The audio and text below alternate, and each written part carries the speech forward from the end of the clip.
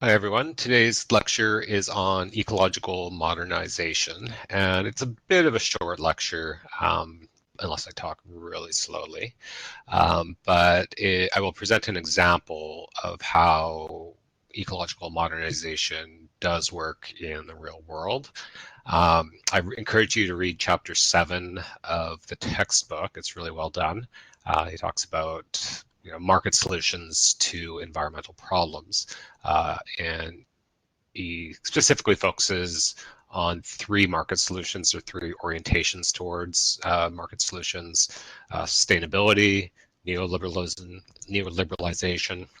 and ecological modernization. And he provides a pretty good check and balance of the pros and cons of each of those approaches.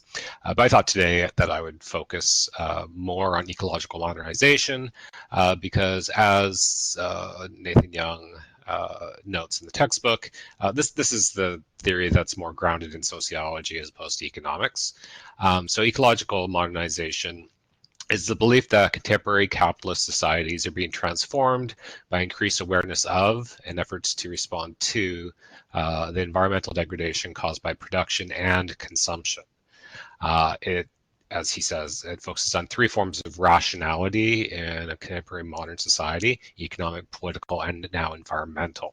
So in order to understand how within a capitalist society we can work towards a greener world and greener production, greener consumption, we have to look at the different ways that economies, politics, and environmental issues are rationalized. And all three of those have to come together in order to address environmental issues. Okay. So the focus is really on the production of consumer goods, the production of fossil fuels, but also what consumers can do or be incentivized to do to care about environmental issues through two primary mechanisms: market forces and government policy.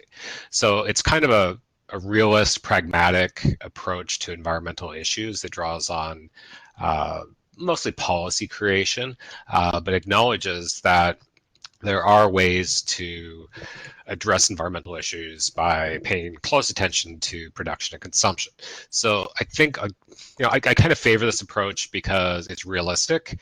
The capitalist economy is not going anywhere anytime soon, and we just can't wait to have another form of economy that isn't so environmentally atrocious.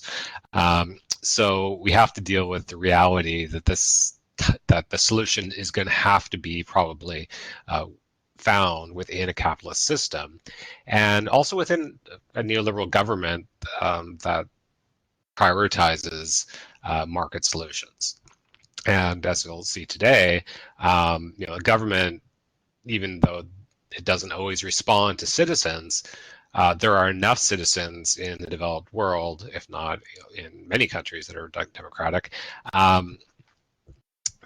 that care about environmental issues, that they can form a voting bloc, and therefore politicians will address those voters in order to get elected. But I'll talk more about that at the end of the lecture.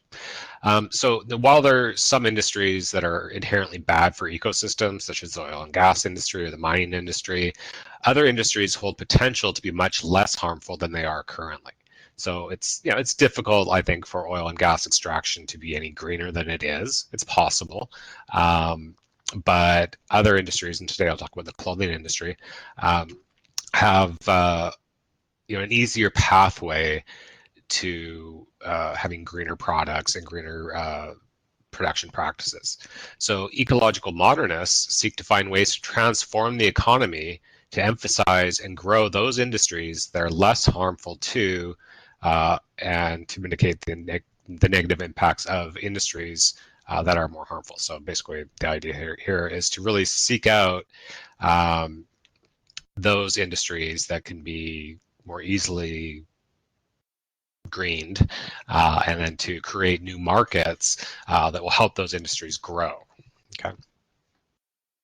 So at the same time that ecological modernist focuses on industries, they also focus on consumers, everyday people, and their consumer preferences, which has shifted over time, so much so that there's now a viable market for green products and services. These preferences can be used to promote green industries. So as long as there's a market for green products and green services through consumer preferences, then there's potential to have new companies that are green companies or existing companies that will become incentivized to become green, especially if there's great profit. Now, the example I'm going to talk about today is Patagonia Incorporated, which I'm sure many of you are aware of this brand. So it's going to seem like one big love fest for the company, and then this is a giant advertisement for them. I'm just using this as an example of a company that is very, very reflexive in how it's trying to communicate its corporate values, communicate its environmental values, and they're very transparent in production, and they're very active in supporting environmental issues and conservation. Okay, so as you listen to this, try not to be too cynical. There is a cynical reading of this company, which I'll provide as well, because I think it provides some balance. But I do think this is the people at Patagonia are sincere. Okay, so Patagonia is a private company, so there's no public shares. It was founded by Yvon Chouinard in the 1960s, I think, late 60s, early 70s. It's wildly successful. Let me just change the slide here. So Patagonia, multi-billion-dollar company, and as I said, it really tries its best, and it's not perfect, but it tries its best to realize its own environmental goals by constantly fine-tuning production and consumption of their products to ensure that they are moving towards carbon neutrality, which I think for 2025 is their aim, but also that they are not producing too many goods and that people are not consuming too many of their goods. So they have, as a primary funder of environmental movement organizations, a campaign called 1% for the Planet, which they started way back in 1985. So these are people who are early adopters of kind of the greening of the market. So with 1% for the Planet, they promised and continue to promise to provide 1% of their annual profits to support environmental movement organizations around the world. So far, they've donated over $100 million to various NGOs, environmental movement organizations. They've also established a not-for-profit corporation to convince other corporations and businesses to donate 1% of their profits to support environmental causes of their choosing. Hundreds of corporations and businesses are doing this. Okay, so not only are they simply sitting back and say, oh, we can donate 1% of our planet, which doesn't, or 1% of our profits, which doesn't seem like that much, but it really is. But they are making it, they're trying to work with their competitors, such as the North Face and other corporations and businesses in other industries to make it easier. So they've created infrastructure to make it easier for businesses and corporations to identify environmental movement organizations that are doing really good work and that aren't wasting money or not contradictory. And they've also made it easy, like offering incentives and stuff like this. Patagonia also funds filmmakers to make very spectacular documentary films about important environmental and conservation issues. So for instance, some of you might have seen Damnation or Artificial. I think Artificial is a fairly new one.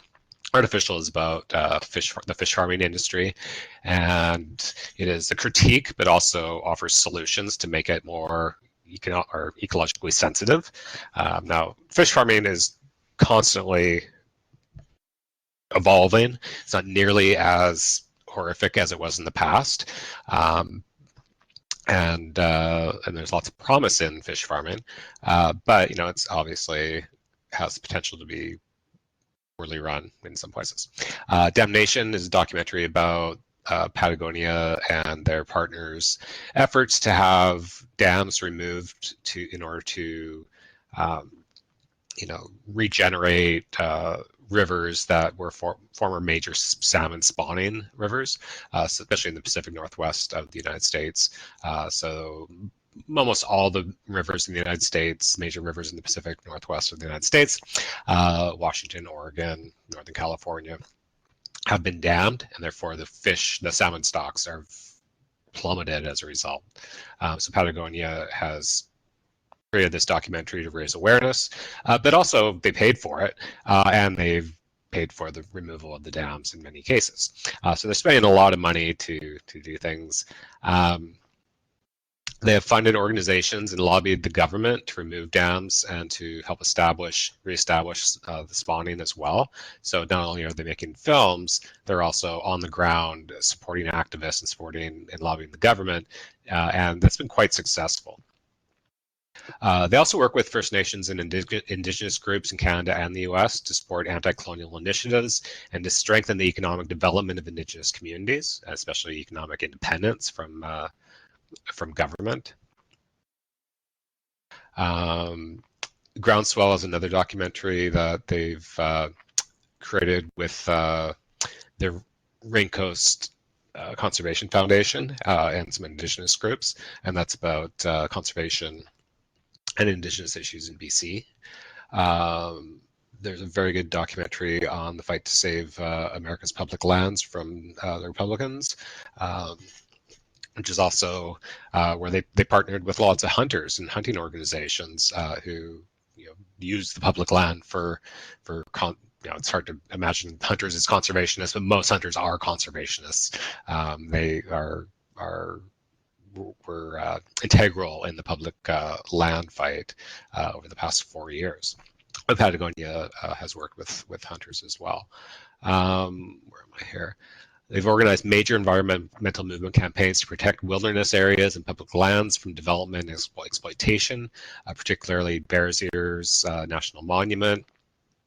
Wait, I'm getting ahead of myself.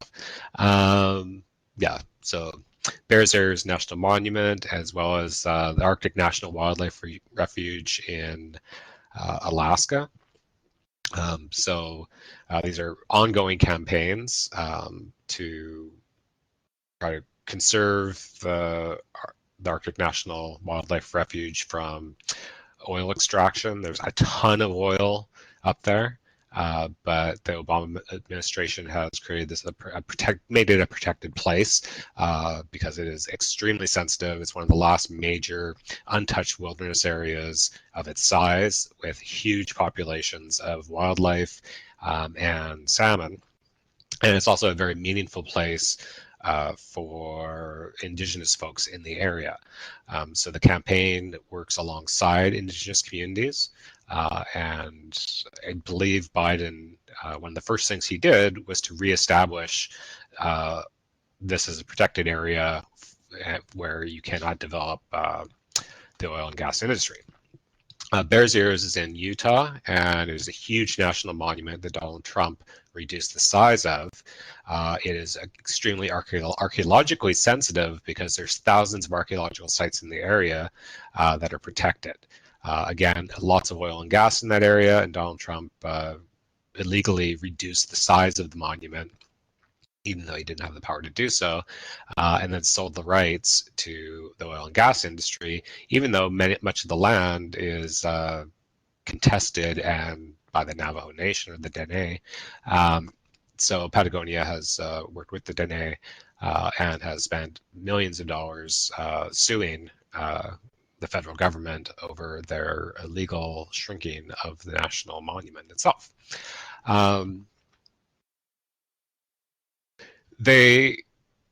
Patagonia has also organized major has sponsored professional athletes to help promote and popularize environmental awareness through sport. So they make a lot of documentaries about the relationship between conservation and skiing, trail running, surfing, mountaineering. So Mile for Mile is a short documentary about trail running and conservation in Patagonia itself. So Patagonia is a beautiful place, but is at risk of being sold off. So there's a number of rich billionaires who are actually buying up hectare and hectare and hectare of land and then turning it over or turning it into a public trust to ensure that Patagonians have and their fellow citizens in other part of the world have access to that natural beauty. The promotional videos with professional athletes are meant to inspire awe in nature, but also in human achievement and in their interactions with nature.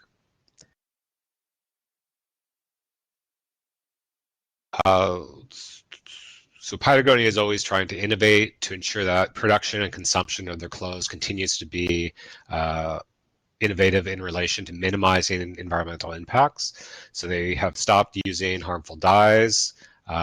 They have changed their fleece products, so there's not as much microfiber pollution.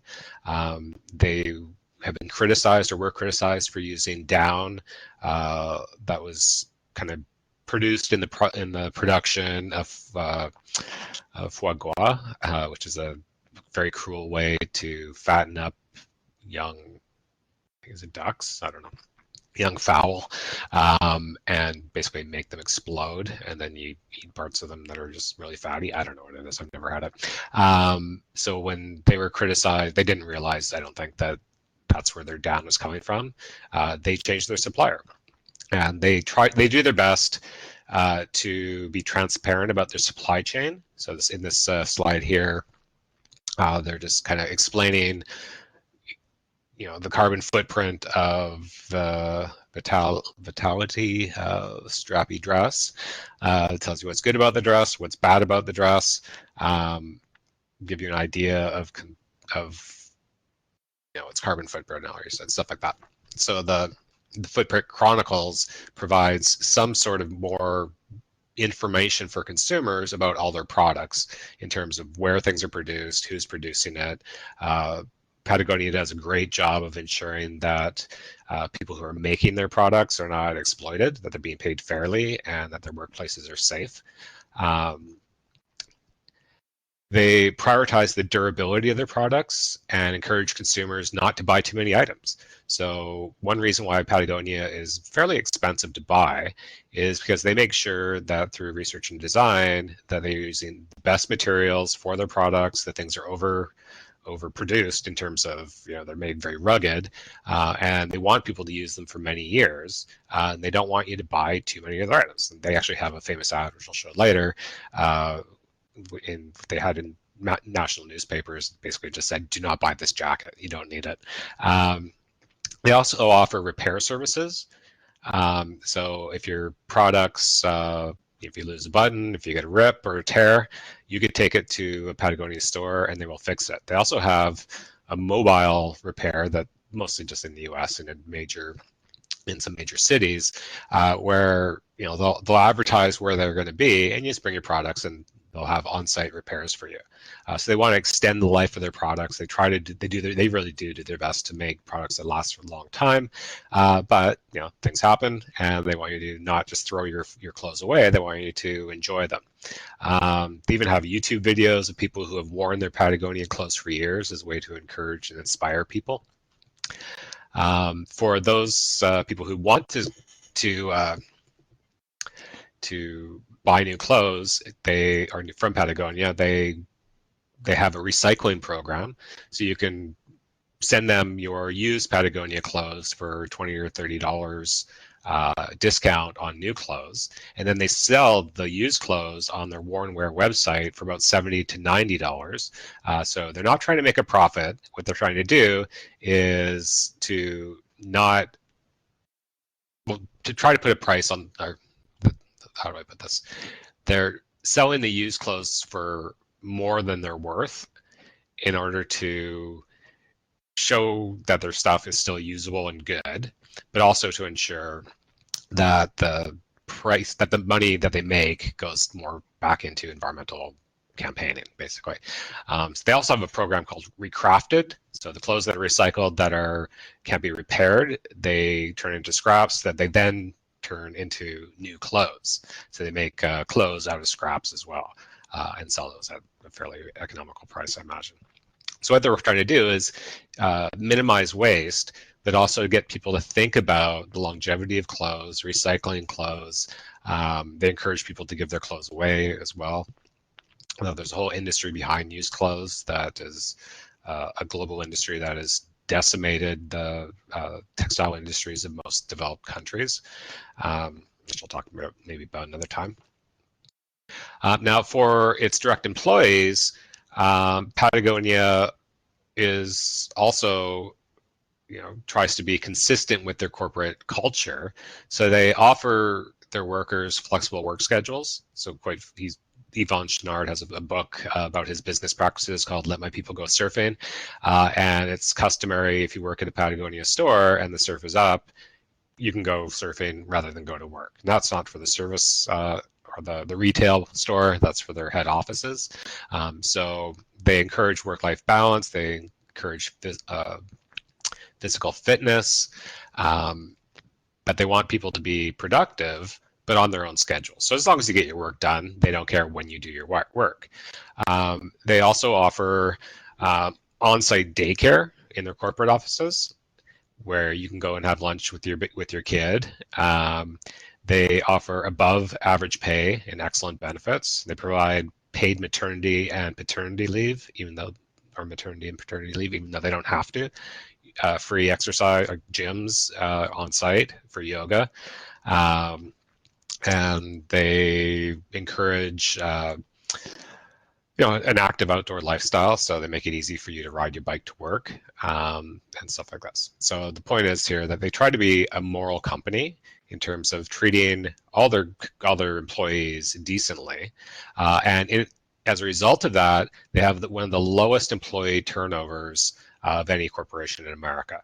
So people don't tend to quit. It sounds like a great job, but people are also, in order to work there, you have to be on board with their broader environmental mission as well.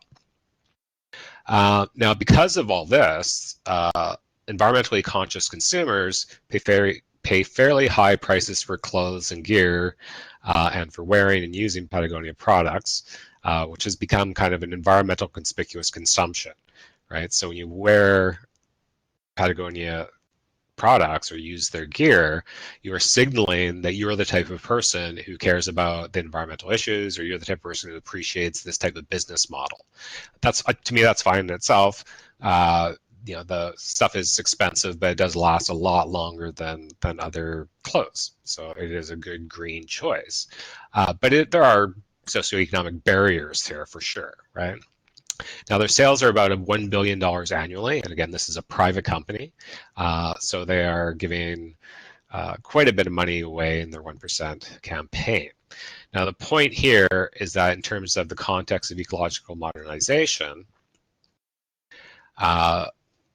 there's a market not only for green products, but for green brands. So for the clothing industry, there should be an incentive to go green, because if a private company can have annual sales of $1 billion and people can appreciate and cherish and like the political dimensions of the company itself, then other companies should be incentivized to do the same thing. And indeed, that's happening, especially in the outdoor industry.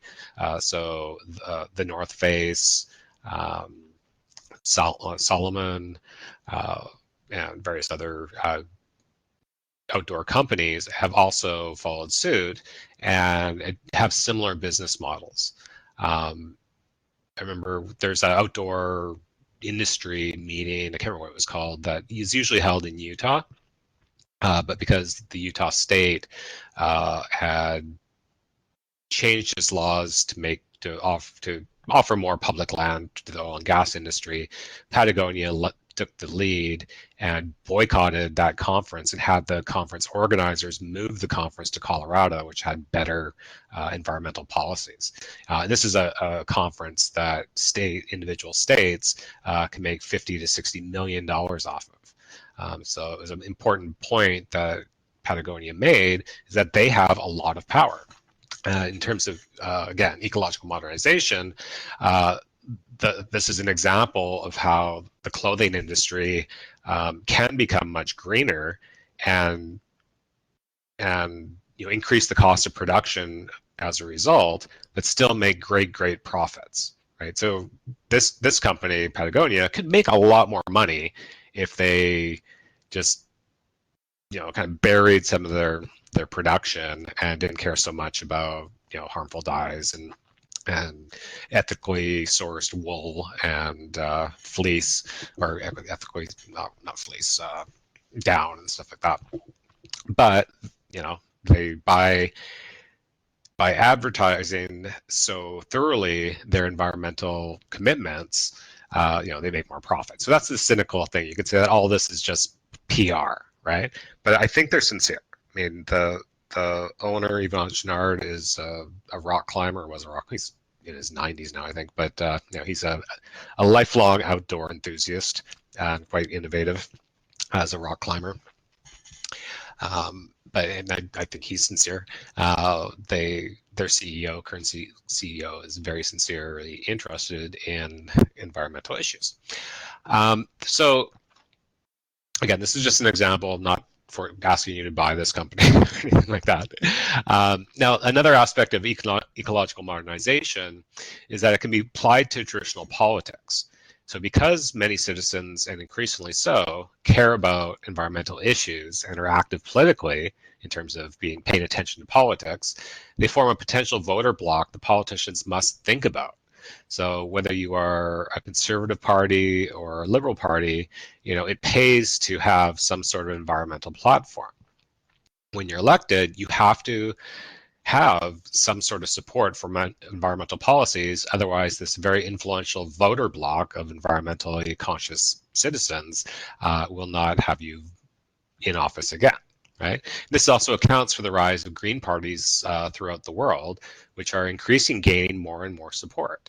So as citizens become more and more aware and about environmental issues and aware about what government can do and should do to stymie global climate change and stuff like that, we see more politicians at least lobbying on the issue, but also actually trying to do something. Not usually very good, but that's part of ecological modernization, is it use the traditional realistic structures of society, the capitalist economy or democratic institutions, and our free markets and consumer power to try to force or guide green initiatives.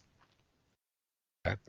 So companies can be incentivized by the government to go green by offering lower taxes if they do, right? Or subsidies to help green production, or subsidies to help green the consumption of goods, right? So there's lots of things that governments can do to support and create incentives for industries to provide green consumption products, or the production of green consumption products. Whatever. You get the point. All right, so that's my presentation for today. I hope